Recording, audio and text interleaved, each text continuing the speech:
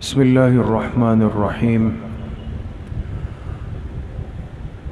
نحمده ونصلی ونسلم علی رسوله الکریم اما بعد فاعوذ باللہ من الشیطان الرجیم بسم اللہ الرحمن الرحیم یا ایہا الناس قد جاءتکم موعظة من ربکم وشفاء لما فی الصدور وہدی ورحمة للمؤمنین وقال رسول اللہ صلی اللہ علیہ وسلم اشراف امتی حملۃ القرآن واصحاب اللیل صدق اللہ وصدق رسولہ النبی الکریم اللہم صل علی سیدنا ومولانا محمد وعلی آل سیدنا ومولانا محمد وبارک وسلم۔ اللہ سبحانہ وتعالی کا بہت بڑا کرم اور احسان ہے کہ اس مبارک مہینے میں جس میں اللہ کی رحمت تیز بارش سے زیادہ اس امت پہ برستی ہے، اس بابرکت مہینے کی ان قیمتی راتوں میں اللہ پاک نے ہم سب کو اس مبارک نسبت سے جس میں اللہ پاک کے پاکیزہ کلام کی تکمیل ہوئی ہے، ہم سب جمع ہیں۔ اللہ پاک سب کی اس حاضری کو، آنے کو، سننے اور سنانے کو اپنی بارگاہ عالیہ میں قبول فرمائے اور ہم سب کے ظاہر و باطن کی اصلاح کا ذریعہ بنائے۔ اس امت کے ساتھ اللہ پاک نے خصوصی مہربانی اور شفقت کا معاملہ فرمایا ہے، اور اس خصوصی مہربانی کی وجہ اور اس کا سبب وہ جناب نبی کریم صلی اللہ علیہ وسلم کی ذات اقدس ہے۔ وہ بہت ساری مصیبتیں اور بہت ساری آزمائشیں اور وہ آسمانی عذاب اور پکڑ جو پچھلی امتوں پر اللہ پاک کی طرف سے آتے رہے، اس آخری امت کو اللہ پاک نے ان تمام آزمائشوں سے اور مصیبتوں سے محفوظ فرمائے، اور اس کی بنیادی وجہ اور سبب وہ سرکار دو عالم صلی اللہ علیہ وسلم کی بابرکت دعائیں تھیں جو آپ نے اپنی امت کے حق میں مانگی۔ ہم کتنے خوش نصیب ہیں، اور ہم اللہ کی اس نعمت پر جتنا بھی شکر ادا کریں وہ کم ہے کہ اللہ پاک نے ہمیں اپنے محبوب کی امت میں پیدا فرمایا ہے۔ اللہ پاک ہمیں ان تمام نعمتوں کی صحیح قدردانی کی توفیق نصیب فرما دے۔ قرآن کریم اللہ کے خزانوں کی بڑی عظیم نعمت ہے، اور خوش نصیب ہوتے ہیں وہ لوگ جن کو اللہ پاک اپنے اس پاکیزہ کلام کے پڑھنے کے لیے، سننے کے لیے اور سنانے کے لیے قبول فرما لیتے۔ جس زبان سے اللہ پاک کا یہ کلام پڑھا جاتا ہے، یقین کریں وہ زبان بھی بڑی قیمتی ہے۔ ہمارے بزرگوں میں قرات کے ایک امام گزرے ہیں، قرات کے امام عاصم کوفی رحمۃ اللہ علیہ۔ ان کی جو قرات ہے وہ آج پوری دنیا میں سب سے زیادہ شہرت کے ساتھ پڑھی جاتی ہے۔ ان کی زبان سے اور ان کے ہونٹوں سے، ان کے منہ سے خوشبو آیا کرتی تھی۔ امام عاصم کوفی رحمۃ اللہ علیہ، خوشبو آتی تھی ان سے۔ لوگ کیا سمجھتے تھے کہ شاید حضرت کوئی چیز استعمال کرتے ہیں، جیسے عام طور پہ ہم منہ کی صفائی ستھرائی اور خوشبو کے لیے کوئی چیز منہ میں رکھ لیتے ہیں، الائچی رکھ لی، کوئی اور خوشبودار چیز استعمال کر لی کہ بھئی قریب والوں کو کہیں منہ کی بو سے تکلیف نہ ہو جائے۔ ان کے منہ سے خوشبو آتی تھی، لوگ بھی بڑے حیران ہوتے تھے، ان سے پڑھنے والے طلبہ بھی بڑے حیران ہوتے تھے۔ ایک دن ایک طالب علم نے پوچھ لیا کہ حضرت آپ کے منہ سے جو خوشبو آتی ہے یہ تو ہم نے کہیں محسوس نہیں کی، لگتا ہے یہ کچھ اور معاملہ ہے۔ انہوں نے بہت ٹالا اور کہا کہ اس بات کو چھوڑ دو، لیکن وہ طالب علم پیچھے پڑ گیا کہ نہیں آپ کو بتانا پڑے گا یہ خوشبو کیسے آپ کے منہ سے آتی۔ تو امام عاصم کوفی رحمۃ اللہ علیہ نے فرمایا کہ میں سب سے زیادہ وقت اپنی زندگی میں قرآن کریم کی تلاوت کو دیتا ہوں، اور رات کو جب سب سو جاتے ہیں تو میں اللہ پاک کے کلام کو کھول کر اس کی تلاوت کرتا تھا۔ ایک رات میں سویا اور خواب میں زیارت کی اولین اور آخرین کے سردار محبوب کائنات جناب رسول اللہ صلی اللہ علیہ وسلم کی خواب میں زیارت ہوئی۔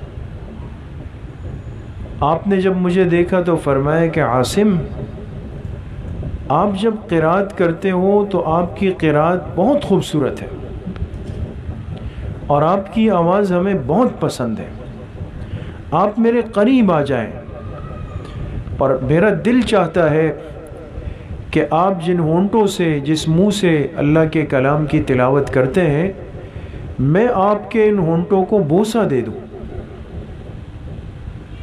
امام عاصم رحمۃ اللہ علیہ فرمانے لگے کہ خواب میں اللہ کے پاک پیغمبر نے مجھے اپنے قریب کیا، میں آپ کے قریب ہوا، آپ نے اپنے لب مبارک سے میرا بوسہ لیا۔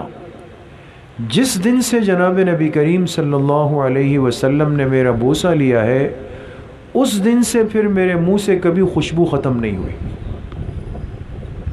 اندازہ لگائیں، قرآن کریم اللہ کی ایسی عظیم نعمت ہے، لیکن شرط یہ ہے کہ اللہ کے کلام کی عظمت کو دل میں رکھ کر اس کی تلاوت کی جائے۔ آج ہم بالکل اس معاملے میں غافل ہو چکے ہیں، بالکل غافل ہیں۔ قرآن کریم ہماری زندگیوں میں آج صرف اتنا حصہ رکھتا ہے، صرف کہ خدا نخواستہ آپس میں کسی معاملے میں، کسی قضیے میں لڑائی ہوئی، اختلاف ہوا، وہ بھی نہیں مان رہا، میں بھی نہیں مان رہا، کہتے جاؤ بھائی قرآن لے آؤ تاکہ اس پہ ہاتھ رکھ کے قسم کھا لیں۔ اللہ کا کلام صرف ہمارے دنیا کے معاملات کی قسموں کے لیے رہ گیا، یا یہ کہ گھر میں شادی ہے، بچی کی رخصتی ہے، ویسے اس اللہ کے کلام کو ہاتھ نہیں لگایا۔ اب بچی رخصت ہو رہی ہے، کہتے ہیں بھئی قرآن لے آئے، اس کے سائے میں بچی کو رخصت کر دیں۔ جس کلام سے ساری زندگی تعلق نہیں تھا، اب اس کے سائے میں رخصت کر کے ہم سمجھتے ہیں اس کی برکتیں ہمیں نصیب ہو جائیں گی۔ یا یہ کہ نئی دکان کھولی، نیا کاروبار کھولا، نیا سیٹ اپ لگایا، تو پہلا دن ہے کہتے ہیں بھئی بچوں کو بلا لیں، قرآن خوانی کر لیں۔ بس یہ ایک دن میری زندگی میں ہوتا ہے کہ میں اپنے کاروبار میں قرآن سے جڑ جاتا ہوں۔ یعنی یہ افسوس کی بات ہے میرے عزیزوں، دوستوں، بزرگوں، اللہ کا کلام نہ ہماری قسموں کے لیے آیا تھا، نہ وہ سروں پہ سائے کے لیے آیا تھا، نہ اس لیے کہ ہم اپنے کام کی بنیاد رکھے تو اس میں ایک رسمی طور پہ اس کی قرآن خوانی کروا لیں۔ نہیں، قرآن تو مسلمان کی زندگی کا حصہ ہے،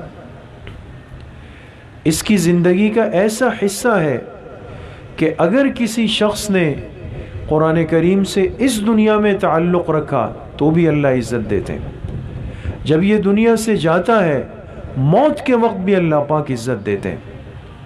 اور یہی نہیں دوستو، جب قبر میں یہ بندہ چلا جاتا ہے، وہاں بھی اللہ پاک کا یہ کلام اتنا سچا، پکا، مضبوط دوست ہے کہ حدیث پاک میں آتا ہے یہ قرآن کریم ایک خوبصورت نوجوان کی شکل میں آ کر اس میت کے ساتھ بیٹھ جاتا ہے، ایک خوبصورت نوجوان کی شکل میں۔ اور قبر میں جب فرشتے سوال و جواب کے لیے آتے ہیں تو وہ اس کو کہتے ہیں تھوڑی دیر کے لیے ہٹ جاؤ، ہمیں اس سے کچھ سوال پوچھنے ہیں قبر کے۔ تو یہ قرآن کیا کہتا ہے؟ وہ نوجوان جو شکل میں ہوتا ہے وہ کہتا ہے میں نہیں ہٹ سکتا، اس نے دنیا میں ساری زندگی مجھے اپنے سینے سے لگا کے رکھا، مجھے الگ نہیں کیا، آج اس کو میری ضرورت ہے، میں اس سے کیسے جدا ہو جاؤں؟ قبر میں وہ اس کو تنہا نہیں چھوڑتا۔ پھر جب یہ بندہ جس دن قبر سے اللہ کے حکم سے اٹھے گا، میدان محشر میں جائے گا، اس دن بھی قرآن اس سے جدا نہیں ہوگا. کیا ہوگا؟ اللہ کے سامنے جب عدالت لگے گی، سب کی پیشی ہوگی، اعمال تولے جائیں گے، ایک ایک عمل پر بڑے بڑے فیصلے ہوں گے، تو وہاں کیا ہوگا؟ یہ پھر اللہ کا کلام پہنچ جائے گا اور کہے گا اے اللہ، اس نے ساری زندگی مجھے اپنے ساتھ جوڑ کر رکھا، مجھ سے محبت کی، میری تلاوت کی، اگر میں آپ کا کلام ہوں اور یقیناً ہوں تو آج آپ کو میری یہ سفارش ماننی پڑے گی اور اس بندے کو جنت میں بھیجنا پڑے گا. حدیث پاک میں جناب نبی کریم صلی اللہ علیہ وسلم نے فرمایا کہ یہ اللہ پاک کا ایسا لاڈلا جھگڑالو ہے کہ یہ اللہ پاک کے سامنے کھڑا ہو جائے گا، کہے گا اے اللہ اس کو بخشنا پڑے گا. اللہ پاک فرمائیں گے لے جاؤ اس بندے کو ہاتھ سے پکڑ کے اس کو جنت میں داخل کر. وہاں بھی کام آیا. اور پھر جب جنت میں جائے گا وہاں بھی بات ختم نہیں ہوئی دوستو. ایک نعمت، آج کی مجلس میں یہ بات سمجھ کر جائیں دوستو، ایک نعمت اس دنیا میں اللہ پاک نے ایسی رکھی ہے کہ جو جنت میں بھی فائدہ دے گی، ورنہ جنت میں اعمال کی حیثیت علماء نے لکھا ہے ختم ہو جائے گی. ایک بندہ اگر جنت میں جا کر کے لمبی لمبی نماز پڑھے تب بھی اس کے نامہ اعمال میں اور کوئی اضافہ نہیں ہو سکتا، اس لیے کہ جنت عمل کی جگہ نہیں، وہ بدلے کی جگہ ہے. لیکن ایک نعمت وہاں بھی فائدہ دے گی، اور وہ نعمت کون سی ہوگی؟ اللہ کے قرآن کی نعمت ہوگی. جس نے اس زندگی میں قرآن کریم کے ساتھ تعلق رکھا، اس سے محبت کی، اس کی تلاوت کو اپنا حرز جان بنایا، یقین کریں آج ہم اس کو معمولی نعمت سمجھتے ہیں، اس دن کیا ہوگا؟ اللہ پاک حکم دیں گے اقرأ ورتل ورتقی، اے قرآن کے پڑھنے والے قرآن پڑھنا شروع کر دے اور ٹہر ٹہر کر پڑھ جس طرح دنیا میں پڑھتے تھے، اور ورتقی، اور جنت کے درجات پہ چڑھتے چلے جاؤ. تو فرمایا کہ انسان ایک آیت تلاوت کرے گا جنت کا ایک رتبہ بڑھے گا، 2 کرے گا 2 بڑھیں گے، 3 کرے گا 3 بڑھیں گے. جتنی قرآن کریم کی آیات ہوں گی اتنے اللہ پاک اس کو جنت کے اندر درجات عطا فرمائیں. تو یہ تو وہ کتاب ہدایت ہے اور ہماری زندگی کا وہ حصہ ہے کہ جس کو ہم ایک لمحے کے لیے بھی اپنے آپ سے الگ نہیں کر سکتے. اس لیے اس سے رسمی تعلق جو آج جڑا ہے، اس رسمی تعلق کو ختم کر کے اس سے حقیقی تعلق قائم کرنے کی ضرورت ہے. تراویح جیسی عبادت میں ماشاءاللہ ان حضرات نے پورا قرآن کریم سنا ہے، پورا قرآن کریم تراویح کی عبادت میں مکمل ہوا. قسمت والے لوگ ہوتے ہیں کہ جن کو اللہ پاک ایسی بابرکت راتوں میں اپنے کلام پاک کے سننے اور سنانے کے لیے قبول کر لیتے. آپ خود دیکھیں دوستو، ہم تو اس شہری ماحول میں رہتے ہیں نا، ہمارے کتنے دوست احباب ایسے جو ہم سے زیادہ اچھے صحت مند ہے، تندرست ہے، خوبصورت ہے، توانا ہے، فارغ ہیں، لیکن تراویح نہیں پڑھتے، تراویح نہیں ہوگی. اس نعمت کی قدر کو پہچاننا چاہیے دوست. یہ نعمت رمضان کے ساتھ خاص ہے. یہ کہنا کہ بھئی اتنی لمبی لمبی رکعتیں ہیں، گھٹنوں میں درد ہو رہا ہے، پیروں میں درد ہو رہا ہے، آج ہم یہ حیلے بہانے کرتے ہیں، گھٹنوں میں اور پیروں میں درد ہو رہا ہے. دنیا کے کام کے لیے ہم کتنے گھنٹے برداشت کرتے ہیں، اپنی بیماری کو بھی برداشت کرتے ہیں، اپنے موٹاپے کو برداشت کرتے ہیں، گھٹنوں جوڑوں کے درد کو برداشت کرتے ہیں، لائنوں میں لگ جاتے ہیں، کیوں؟ کام ہونا ہے میرا. وہ برداشت ہے، وہ قابل قبول ہے. تو جو درد کسی شخص نے تراویح میں برداشت کیا اس لیے کہ وہ اللہ کے کلام کو سن رہا تھا، پیروں میں درد تھا، کمر میں درد تھا، جسم میں درد تھا، لیکن تراویح پڑھی، تو آپ کا کیا خیال ہے کہ اس اخلاص کے ساتھ قربانی دینے والے کی اللہ پاک قدردانی نہیں فرمائیں گے؟ اس کو اللہ پاک نہیں نوازیں گے؟ اس لیے یہ بہت بڑی خوش نصیبی ہے. تو مبارکباد کے مستحق ہیں وہ حافظ صاحبان بھی جنہوں نے قرآن کریم سنایا ہے، وہ سامع صاحب بھی جنہوں نے سنا ہے، وہ احباب بھی جو آخر تک اس میں شریک ہوئے ہیں، اور وہ ساتھی بھی کہ جن کے گھر میں، جن کی رہائش میں اللہ پاک نے ان کو یہ موقع دیا، یہ عزت دی اور یہ سعادت دی۔ علماء فرماتے ہیں قرآن کریم کی تلاوت کی مثال پھول کی طرح ہے۔ اب دیکھیں نا، گلاب کا پھول آپ جیب میں رکھ لیں، کچھ دیر کے بعد کیا ہوگا، اس کی خوشبو آپ کے کپڑوں سے، بدن سے آنے لگ جائے گی۔ پھر آپ یہ کپڑے اتار لیں تو آپ کے جسم سے الگ ہو گئے، لیکن کوئی ان کپڑوں کو سونگھے گا تو گلاب کی خوشبو پھر بھی آئے گی۔ ایک دنیا کا عام گلاب جو ایک دن کے لیے کھلتا ہے، قرآن کریم جس مقام پہ پڑھا جائے دوستو، اس کی برکتیں اور سعادتیں کب تک وہاں پہ رہے گی، ہم سوچ بھی نہیں سکتے۔ تو بہرحال بہت بڑی نعمت کی تکمیل ہوئی ہے اور تمام احباب مبارکباد کے مستحق ہیں۔ ایسی مجلسیں دعاؤں کی قبولیت کا موقع ہوا کرتی ہے۔ اللہ پاک ان حضرات کے سننے سنانے کو بھی قبول فرما دیں، اور آپ سب احباب کی حاضری کو، ہمارے یہاں آنے کو اللہ پاک قبول فرما دیں۔ وآخر دعوانا ان الحمد للہ رب العالمین۔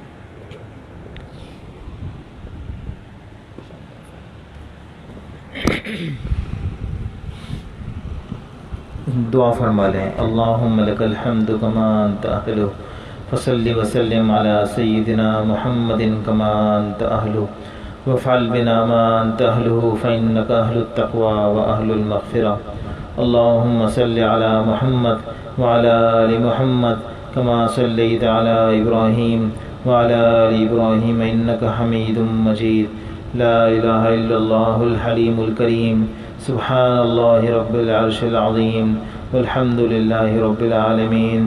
نسألک موجبات رحمتک وعزائم مغفرتک والغنیمة من کل بر والسلامة من کل اثم۔ لا تدع لنا ذنبا الا غفرته ولا ہما الا فرجته ولا حاجة هي لك رضا الا قضيتها يا ارحم الراحمین۔ ربنا آتنا في الدنيا حسنة وفي الآخرة حسنة وقنا عذاب النار وادخلنا الجنة مع الأبرار يا عزيز يا غفار يا رب العالمين۔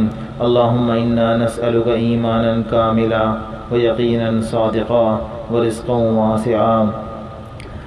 اللهم إنا نسألك إيمانا كاملا ويقينا صادقا ورزقا واسعا ولسانا ذاكرا وتوبة نصوحا وتوبة قبل الموت وراحة عند الموت والعفو عند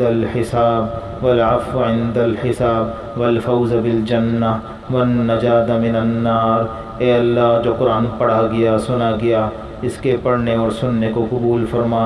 اے اللہ، اس قرآن کریم کے اوپر ہمیں عمل کرنے کی توفیق عطا فرما، اس کے حلال کو حلال سمجھنے کی توفیق عطا فرما، اس کے حرام کو حرام سمجھنے کی توفیق عطا فرما۔ اے اللہ، اس قرآن کریم کے ایک ایک حکم کے اوپر ہمیں عمل کرنے کی توفیق عطا فرما۔ اے اللہ، حضور علیہ السلام کی محبت ہمیں عطا فرما، حضور علیہ السلام کی سنتوں پہ ہمیں عمل کرنے کی توفیق عطا فرما۔ اے اللہ، جو حضرات یہاں تشریف رکھتے ہیں، ان کی اگر کسی کی کوئی حاجت ہے، کوئی ضرورت ہے، اے اللہ تو ہم سب کی حاجات و ضروریات کو ہم سب سے زیادہ بہتر جانتا ہے۔